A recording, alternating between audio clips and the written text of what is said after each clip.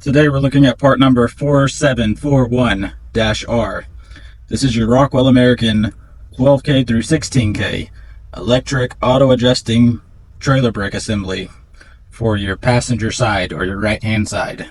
This guy comes fully assembled. It's 12 1/4 by 5-inch brakes, self-adjusting, and it has the 5-bolt mounting flange.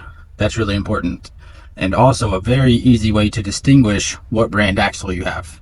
So Dexter and Carter and Lippert axles, they all have a 7-hole mounting flange, 7-bolt mounting flange, whereas the Rockwell American only have 5. So that's one easy way to know what kind of axle you have, what brand of axle. And what I like about these Rockwell Americans is it comes with the studs already in them, as the other brands do not. You have to buy those separate or reuse the ones you have, and sometimes you strip out the old ones.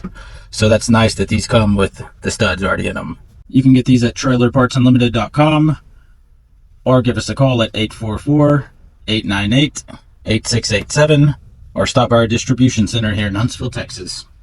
Thank you.